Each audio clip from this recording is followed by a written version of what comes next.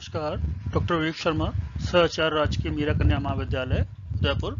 आज हम plant physiology के अंदर मिनरल न्यूट्रिशन के बारे में बात करेंगे। मिनरल न्यूट्रिशन यानी खनिज पोषण के बारे में। आप सब जानते हैं कि सभी जीवों को अपनी वृद्धि एवं जीवन चक्र को पूरा करने के लिए कुछ पदार्थों को बाहर से ग्रहण करना पड़ता है। ये पदार्थ उस जीव का पोषण कहलाते हैं। पोषण के आधार पर जीवों को दो भागों में बांटा गया है, यानी न्यूट्रिशन के आधार पे जीवों को दो भागों में बांटा गया है। पहला है ऑटोट्रॉफिक यानी स्वयंपोषी, दूसरा है हेटेरोट्रॉफिक यानी परपोषी। ये जो ऑटोट्रॉफिक हैं ये वो जीव होते हैं जो अपनी सभी आवश्यक कार्बनिक पदार्थों का निर्माण स्वयं कर लेते हैं। ये बाहरी स्रोतों पर से केवल अकार्बनिक पदार्थ ग्रहण करते हैं। ऐसे जीवों को हम स्वयंपोषी कहते हैं। उदाहरण के लिए ये हरे पादप व प्रकाश संश्लेषी जीवाणु इस कैटेगरी में आते हैं। दूसरे हैं हेटेरोट्रॉफिक यानी परपोषी। ये वो जीव होते हैं जो अपनी आवश्यक सभी कार्बनिक व अकार्बनिक पदार्थों के लिए बाहरी स्रोतों पर सोर्सेस पर निर्भर रहते हैं। ये परपोषी कहलाते हैं। उदाहरण के लिए जंतु, मनुष्य, कवक, जीवाणु आदि। हरे पौधे ऑटोट्रॉफिक होते हैं, ये अपना भोजन स्वयं बनाते हैं और जो इनऑर्गेनिक सब्सटेंस के रिक्वायरमेंट के लिए ये खनिज पदार्थों पर निर्भर रहते हैं। मिनरल न्यूट्रिशन, इसी को मिनरल न्यूट्रिशन कहा जाता है। ग्लोबर ने 1656 के अंदर पहले साइंटिस्ट थे जिन्होंने ये ऑब्जर्व किया कि अगर पौधों के अंदर पोटेशियम नाइट्रेट को डाला जाए तो उनकी वृद्धि बढ़ जाती है, ग्रोथ बढ़ जाती है। और उन्होंने मिनरल्स को वनस्पति के आवश्यक मूल तत्व बताया। उन्होंने कहा कि minerals are essential principles of vegetation. De Saussure ने 1804 के अंदर पहली बार ये बताया कि जो प्रूफ दिया इवन कि जो मिनरल्स हैं वो उन पे पौधे निर्भर रहते हैं। और ये उन्होंने अपनी बुक किताब जो है रिसर्च कीमिक सुरला वेजिटेशन के अंतर्गत में लिखा है। ये लीबिग ने 1840 में एक्सपेरिमेंट्स के द्वारा, प्रयोग के द्वारा ये सिद्ध किया कि मिनरल एलिमेंट्स जो हैं पौधों के लिए बहुत उपयोगी हैं, बहुत ही इंपॉर्टेंट हैं। नॉप एंड सैक्स ने 1865 के अंदर संवर्धन विलयन पर काम करते हुए उनका संवर्धन विलयन का फॉर्मूला बताया और ये उन्होंने उसको बनाया, कल्चरल सॉल्यूशन को। मिनरल न्यूट्रिशन यानी खनिज पोषण जो तत्व हैं ये सॉइल के अंदर, मृदा के अंदर तीन अवस्थाओं में पाए जाते हैं। पहली जो अवस्था है वो डिसॉल्व अवस्था है यानी घुलित अवस्था है। इसमें these form soil solution with freely available soil water and contain very little concentration of salts. यानी ये जो मृदा में जल है उसमें घुलित अवस्था में रहते हैं, फ्रीली अवेलेबल रहते हैं और जो ये जो सॉल्ट्स हैं इनकी सांद्रता उस सॉल्यूशन के अंदर, घोल के अंदर बहुत कम होती है। दूसरा है एब्जॉर्ब्ड मिनरल्स यानी अवशोषित खनिज। These are held by soil colloids, both organic and inorganic. ये soil colloids के द्वारा रखे जाते हैं, पकड़ के रखे जाते हैं, पकड़े रहते हैं इनको, organic और inorganic को। Negative charge colloids hold cations, जो negative charge जो colloids हैं वो cations को पकड़ते हैं और जो positive charge colloids हैं वो anions को पकड़ते हैं। और ये इस तरह से ये इक्विलिब्रियम में यानी साम्यता में घुलित अवस्था में रहते हैं। तो तीसरा है कंबाइंड फॉर्म्स यानी संयुक्त अवस्था। इसके अंदर ये कॉम्प्लेक्स कॉम्बिनेशन के रूप में यानी जटिल मिश्रण के रूप में रहते हैं ऑर्गेनिक और इनऑर्गेनिक सब्सटेंस के साथ। और minerals are released on breakdown of these complexes. जब ये कॉम्प्लेक्सेस जो हैं, जो मिश्रण हैं, जब ये टूट जाते हैं तो अब ये रिलीज हो पाते हैं, फ्री हो पाते हैं। और ये इनका जो टूटना है, रिलीज होना है, वेरियस फोर्सेस के द्वारा हो सकता है, जैसे फिजिकल, केमिकल और ऑर्गेनिक के द्वारा। और ये जब वहां से टूट जाते हैं तो ये मृदा सॉल्यूशन का यानी मृदा घोल का भाग बन जाते हैं और ये कोलोइडल पार्टिकल्स के द्वारा एब्जॉर्ब कर लिए जाते हैं। Now The mineral substances available to plants from soil occurs in the form of, जो mineral substances हैं जो कि पौधों को उपलब्ध होते हैं, ये भूमि में निम्न फॉर्म में पाए जाते हैं। पहला है कैटायंस, जैसे कि potassium, magnesium, calcium, ferrous, manganese, copper, zinc and cobalt. और सेकंड है एनायंस, जैसे phosphorus, sulphur, boron, molybdenum and chlorine. Criteria for essentiality of elements, खनिज घटकों की आवश्यकता का आधार। डीआई अर्नन एंड पीआई स्टाउट ने 1939 के अंदर ये निम्न 3 क्राइटेरिया दिए गए या आधार दिए एसेंशियलिटी मालूम करने के लिए एलिमेंट्स की। पहला था the plant will not complete it's life cycle in the absence of that particular element. उस पर्टिकुलर एलिमेंट्स की एब्सेंस में, अनुपस्थिति के अंदर पौधे जो है अपनी पूरा जीवन चक्र पूर्ण नहीं कर पाते, कायिक तथा लैंगिक दोनों प्रकार का। The element should not replaceable, जो एलिमेंट्स हैं वो रिप्लेसेबल नहीं होना चाहिए, यानी उसको हम किसी और दूसरे एलिमेंट से नहीं बदल पाए। तीसरा था the element should play a direct role in the metabolism of the plant, जो एलिमेंट है, तत्व है, वो पौधे के उपापचयी क्रिया में उसका सीधी भागीदारी होनी चाहिए।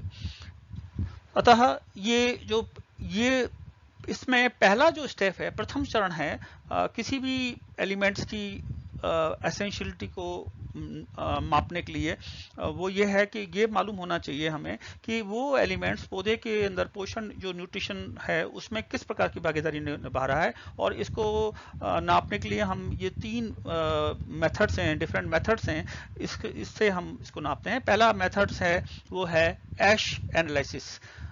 इसके अंतर्गत हम पहले जो डिजायर्ड प्लांट सैंपल है उसको सुखा लेते हैं ओवन के अंदर 10 डिग्री सेंटीग्रेड के अंदर, और उसमें से जितना वाटर लॉस हो जाता है उसको हम तोल के कैलकुलेट कर लेते हैं। और ये देखा गया है कि in general the plant contain 10 to 95% of water. पौधे जो हैं वो 10 से लेकर के 95% उनमें जल होता है। और जो ड्राई मैटर है प्लांट्स का, उसमें दोनों ऑर्गेनिक और इनऑर्गेनिक कंपाउंड्स दोनों पाए जाते हैं। और ऑर्गेनिक कंपाउंड्स जो है वो 90% होते हैं टोटल ड्राई मैटर के, यानी जो शुष्क भार है उसका 90% जो है वो ऑर्गेनिक मैटर होता है। नाउ अब ये जो ड्राई मैटर हुआ है इसको मफल फर्नेस के अंदर बर्न किया जाता है, जलाया जाता है 600 से लेकर 700 डिग्री सेंटीग्रेड तक। और जो ऑर्गेनिक मैटर जो डिकम्पोज होता है वो पास अवे हो जाता है, मतलब चला जाता है as a CO2, water and oxides of nitrogen and sulphur, यानी कार्बन CO2 के रूप में, जल के रूप में, और नाइट्रोजन और सल्फर के ऑक्साइड्स के रूप में उड़ जाता है। और जो नॉन वॉलेटाइल रेजिड्यू है, अवाष्पशील जो बचा हुआ रेजिड्यू है वो बच जाता है, वो इनऑर्गेनिक कंपोनेंट होता है, उसको हम ऐश कहते हैं। और देखा जाए तो पौधे के अंदर जनरली इसमें टेबल में मैंने बता रखा है, इसमें आप देखिए ऐश जो है 5 से 90% तक का अमाउंट रखती है, और जल इसमें 10 से 90% रखता है। और ऑर्गेनिक कंपाउंड्स जो हैं 90% होते हैं ऐश के। इसमें इसमें sugar, fats, starch, proteins, cellulose, organic acid, pigments, enzymes, vitamin add होते हैं। और इनऑर्गेनिक कंपाउंड्स के अंदर जो कि 10% भाग रखते हैं, इसमें sulphates, chlorides, phosphates, silicates, oxides, carbonates of potassium and sodium, magnesium, aluminium etcetera. इस विधि के भी कुछ ड्रॉबैक्स हैं, कमियां हैं, वो इस प्रकार से है। पहला है the ash analysis provides only the list of various elements present in plant but not prove essentiality. ये जो ऐश एनालिसिस है ये खाली हमें सूची देती है, विभिन्न जो तत्व हैं उसकी सिर्फ हमें सूची देती है, पर ये नहीं बताती कि कौन सा जो तत्व है, एलिमेंट है, वो आवश्यक है पौधे के लिए। दूसरा जो उसका कमी है वो है some nitrogen escape during burning, hence correct measure of nitrogen is not obtained. यानी कुछ जो नाइट्रोजन है वो जब हम इसको बर्न करते हैं, जलाते हैं पौधे को, तो वो विमुक्त हो जाती है और वो उसको हम नहीं मालूम कर पाते। दूसरा मेथड जो है वो है सॉइल सॉल्यूशन कल्चर और वाटर कल्चर मेथड। इसके अंदर पौधे को न्यूट्रिएंट सॉल्यूशन में, यानी पोषक घोल में उगाया जाता है, और पोषक घोल को हम स्पेसिफिक रेशियो लेते हैं हम इसका मिनरल्स का, और उसको डिस्टिल वाटर में घोल के बनाते हैं, जिसके अंदर डिजायर्ड एलिमेंट्स होते हैं, न्यूनतम न्यूनीकृत माध्यम होता है, और उसको हम किसी भी तत्व की असेंशियलिटी को मालूम करने के लिए हम पर्टिकुलर प्लांट्स के अंदर हम उस न्यूट्रिएंट मीडियम के अंदर हम उसको उगाते हैं, जिसके अंदर सभी आवश्यक तत्व उसमें उपस्थित हैं। और जब ये उसमें उगाया जाता है तो नेचुरली वो प्लांट सही तरह से ग्रो करेगा, क्योंकि उसमें सारे जो आवश्यक तत्व है वो उसमें उपस्थित हैं। फिर हम उसमें से कुछ तत्व को हटा देते हैं, लैक कर देते हैं, डेफिशिएंट कर देते हैं, कमी कर देते हैं उसकी, और फिर उसमें हम उसको उगाते हैं। अगर वो पौधा उस माध्यम में जिसमें से कुछ तत्व हमने, एक या दो तत्व हमने हटा दिए हैं, उसमें अगर वो नॉर्मली ग्रो करता है, तो इससे ये पता लगता है कि वो एलिमेंट उस प्लांट की ग्रोथ के लिए आवश्यक नहीं है। परंतु अगर उसमें डेफिशिएंसी सिम्टम आ जाते हैं, यानी उसमें ऐसे कुछ कमियां उसमें दिख जाती हैं, उसके सिम्टम उसमें दिख जाते हैं, तो हम फिर उसको हम आवश्यक तत्व आवश्यक मान लेते हैं। और ये जो टेक्निक है पौधों को न्यूट्रिएंट सॉल्यूशन के अंदर उगाने की, बिना मृदा के, बिना सॉइल के, उसको हम हाइड्रोफोनिक्स कहते हैं, और इस मेथड को हम वाटर कल्चर कहते हैं। इसमें आप देख रहे हैं इस चित्र के अंदर कि इसमें सिर्फ मृदा नहीं है रूटिंग मीडियम के रूप में, और पौधा सिर्फ सॉल्यूशन के अंदर उगाया जा रहा है, न्यूट्रिएंट सॉल्यूशन के अंदर उगाया जा रहा है। मात्र एक ट्यूब डाली गई है, जो कि क्योंकि इसमें एयर उपस्थित नहीं होती, एयर कमी होती है ऑक्सीजन की, तो हम उसमें सिर्फ हम खाली एयर देते हैं, और एक फनल से हम इसमें जल और न्यूट्रिएंट मीडियम इसमें पौधे को करते हैं। और इसको हम इस तरह से भी हम इंडस्ट्रियल यूज में भी हम इस तरह से कर सकते हैं, जैसे नीचे दिख रहा है चित्र में, पौधे इसमें उगाए गए हैं और न्यूट्रिएंट मीडियम इसमें कंटिन्यूसली इसमें फ्लो होता रहता है, और एक तरफ से जाता है, दूसरी तरफ से इसमें से वापस बह करके आ जाता है, और ये प्रोसेस ऐसे चलती रहती है। इसी तरह से हम देख रहे हैं कि इसमें पोटेशियम, इसमें जो सॉक्स जो पोषण घोल है, सॉक्स न्यूट्रिएंट सॉल्यूशन है, इसमें पोटेशियम नाइट्रेट 1 ग्राम होता है, सोडियम क्लोराइड जो है 0.25 ग्राम होता है, कैल्शियम सल्फेट इसमें 0.50 ग्राम होता है, मैग्नीशियम सल्फेट इसमें 0.5 ग्राम होता है, और कैल्शियम फॉस्फेट इसमें 0.5 ग्राम होता है। आयरन सल्फेट इसमें कुछ बूंदें होती हैं, और जल इसमें हम 1000 ml लेते हैं, यानी नॉब सॉल्यूशन जो है, सैक सॉल्यूशन जो है वो 1000 मिलीलीटर में, यानी एक लीटर के अंदर ये सब चीजें इसमें होती हैं। इसी तरह से अगर हम नॉब सॉल्यूशन की बात करें तो इसमें कैल्शियम नाइट्रेट 0.8 ग्राम होता है, पोटेशियम नाइट्रेट इसमें 0.2 ग्राम होता है, और मैग्नीशियम सल्फेट इसमें 0.2 ग्राम होता है, और आयरन फॉस्फेट की कुछ बूंदें होती हैं, और एक लीटर यानी 1000 मिलीलीटर इसमें जल होता है। सैंड कल्चर मेथड, बालू संवर्धन विधि।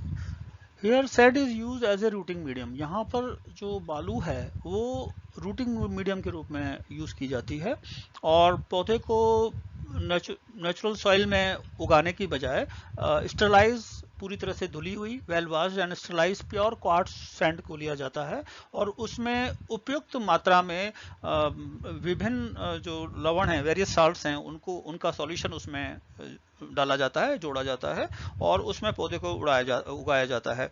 पौधा अगर उसमें उगता है और तो वो नेचुरली उसमें सभी साल्ट्स उसमें उपस्थित हैं, तो ऐसे पौधे को हम कंट्रोल प्लांट कहते हैं, नियंत्रित पादप कहते हैं। अब हम दूसरी बार हम उसमें से कुछ मिनरल्स की कमी कर देते हैं, डेफिशिएंसी कर देते हैं, और खनिज तत्वों की, और ये जो हैं, ऐसे में जब पौधा उगता है तो उसको हम अपूर्ण पौधे कहते हैं, यानी इनकम्प्लीट प्लांट कहते हैं। और इस तरह से एफिशिएंसी और डिफरेंट मिनरल एलिमेंट्स की हम इसमें स्टडी कर सकते हैं, अध्ययन कर सकते हैं, और फिर हम देखते हैं कि उसमें जो है डिफरेंट जो पौधे हैं डिफरेंट मीडियम में उगे हैं, उसमें क्या नाम है, सॉइल के अंदर, जिसमें डिफरेंट मीडियम यूज किए गए हैं, और उससे प्रत्येक जो खनिज तत्व है उसकी एफिशिएंसी का पता चलता है। अगर उसमें न्यूनता के लक्षण दिख रहे हैं, डेफिशिएंसी दिख रही है, तो वो जो खनिज तत्व है उस पौधे के लिए आवश्यक है। इस मेथड में भी काफी कमियां पाई गई, वीकनेस पाई गई। पहला था sand being highly alkaline in nature. ये जो इसमें जो सैंड ली, ये काफ़ी क्षारीय होती है, अल्कलाइन होती है, और इसको एसिड से ट्रीट करना पड़ता है यूज़ करने से पहले। और दूसरी जो इसमें कमी थी, sand get very warm during summer and very cool during winter, यानी गर्मियों में जो सैंड है ये बहुत ज़्यादा गर्म हो जाती है और सर्दियों में बहुत ज़्यादा ठंडी हो जाती है। इस प्रकार से जो रूट सिस्टम है उसको इंजरी करती है, उसको नुकसान पहुंचाती है। तीसरा इसमें जो पॉइंट था कि जो सैंड है उसकी वाटर होल्डिंग कैपेसिटी है वो बहुत लो होती है, बहुत कम होती है, इसलिए उसको बार बार जल की पूर्ति करने की आवश्यकता पड़ती है। लगभग पौधों में लगभग 30 मिनरल्स आवश्यक देखे गए और इसमें से 16 जो थे वो असेंशियल एलिमेंट्स थे और बाकी जो थे वो नॉन असेंशियल एलिमेंट्स थे। और इनको यहाँ पर दो कैटेगरी में बांटा गया, नॉन मिनरल और मिनरल, यानी अखनिज और खनिज। जो नॉन मिनरल न्यूट्रिएंट्स हैं वो हैं कार्बन, हाइड्रोजन, ऑक्सीजन, और ये वायु से तथा जल से, वायु से कार्बन डाइऑक्साइड और ऑक्सीजन तथा जल से ये प्राप्त होते हैं, और दूसरे जो हैं वो सॉइल से प्राप्त होते हैं। On the basis of various methods, scientists prove importance of 10 elements. Different जो विधियां हैं उनके आधार पर वैज्ञानिकों ने 10 एलिमेंट्स, 10 तत्वों की महत्वता बताई है। ये हैं carbon, hydrogen, oxygen, phosphorus, potassium, nitrogen, sulphur, iron, calcium and magnesium.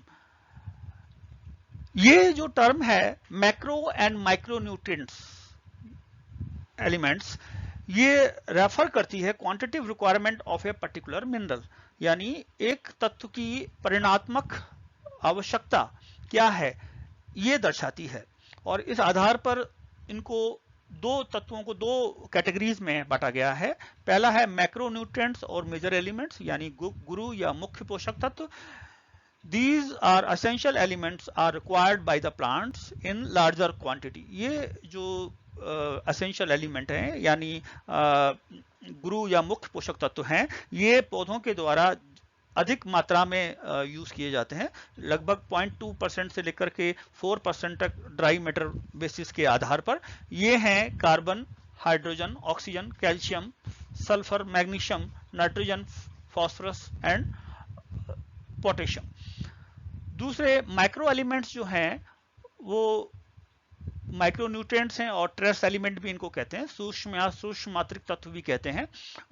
These essential elements are required by the plants in very low quantity, बहुत कम मात्रा में इनकी आवश्यकता पड़ती है। Less than 1 ppm, that is less than 0.02% of the dry weight. 1 ppm से भी कम और 0.02% जो है इनका ड्राई वेट के आधार पर भी से भी कम इनकी जरूरत पड़ती है इनको। इसमें जो आयरन है, इसमें iron, copper, boron, zinc, manganese, molybdenum, chloride, ये सब इसमें इंक्लूडेड हैं। आयरन जो है उसको कुछ वैज्ञानिकों ने मेजर एलिमेंट्स के रूप में माना, और इसी तरह से जो क्लोराइड है वो कुछ पौधों के द्वारा के लिए ही असेंशियल होता है। इन तत्वों के अलावा कुछ तत्व जैसे कोबाल्ट, सोडियम, सिलीनियम, सिलिकॉन, वैलेडियम, ये पौधों के द्वारा आवश्यक तो नहीं है, परंतु ये उनके लिए उपयोगी हैं, यूजफुल हैं।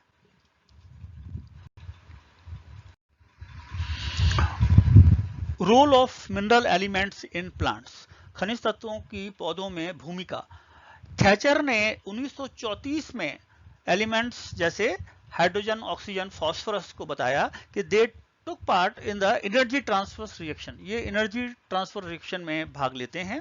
इसी प्रकार से magnesium, ferrous, cobalt, nickel, copper, zinc, magnesium आदि ये ऑक्सीडेशन रिडक्शन के नियंत्रक के रूप में, कंट्रोलर के रूप में कार्य करते हैं। इसी प्रकार से कार्बन, नाइट्रोजन, सल्फर, फास्फोरस ये स्टोरेज एलिमेंट के रूप में कार्य करते हैं। इसी प्रकार से calcium, magnesium, phosphorus, ferrous, silicon, ये these act as a structural elements, संरचनात्मक तत्व के रूप में कार्य करते हैं।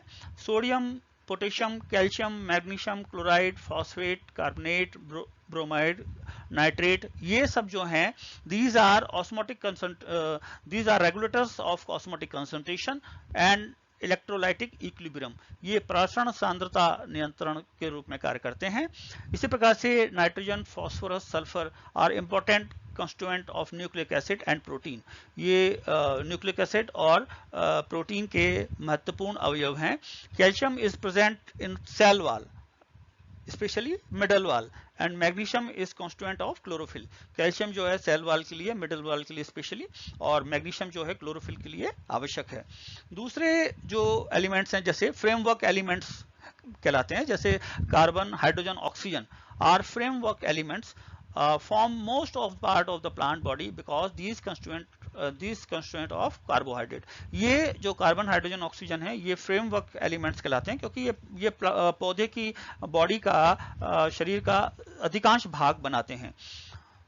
Protoplasmic elements nitrogen, phosphorus, sulphur are considered protoplasmic elements and form protoplasm with carbon, hydrogen, oxygen.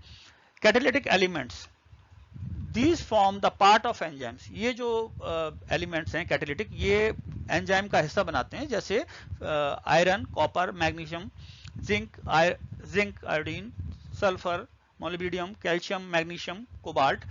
और इसके अलावा ये कैटालिटिक रोल भी अदा करते हैं, और उसमें कुछ जो एलिमेंट्स हैं वो एंजाइम एक्टिवेटर हैं, जैसे calcium, magnesium, potassium, cobalt, zinc, copper and molybdenum. कुछ जो तत्व हैं वो बैलेंसिंग एलिमेंट्स और एंटागोनिस्टिक इफेक्ट्स दिखाते हैं, यानी प्रतिद्वंदी प्रभाव भी दिखाते हैं, जिसे कैल्शियम, मैग्नीशियम, पोटेशियम, फास्फोरस ये कॉन्ट्रैक्ट करते हैं, these contract the toxic effect of other minerals by causing ionic balance, and their salts has antagonistic effect। then influence on osmotic pressure, यानी प्रासरण दाब पर प्रभाव। ऑस्मोटिक प्रेशर यानी प्रासरण दाब, और ऑस्मोटिक रिलेशनशिप यानी प्रासरण संबंध, ये पौधे के मेंटेन रहते हैं इन ऑर्गेनिक मिनरल साल्ट्स की वजह से, और ये और ऑर्गेनिक कंपाउंड्स की वजह से, और इसीलिए इसमें सारी जो फिजियोलॉजिकल प्रोसेस है वो एक सेल कर पाता है। Critical elements nitrogen, phosphorus, potassium are known as critical elements as these elements become deficient in soil very commonly and added to the soil as a fertilizers। ये NPK यानी sodium, potassium, sodium, phosphorus and potassium, ये critical elements के रूप में होते हैं, और इनकी कमी बहुतायत सर्वदा हो जाती है भूमि के अंदर, और ये इसलिए इसमें हमें फर्टिलाइजर्स की आवश्यकता पड़ती है। धन्यवाद।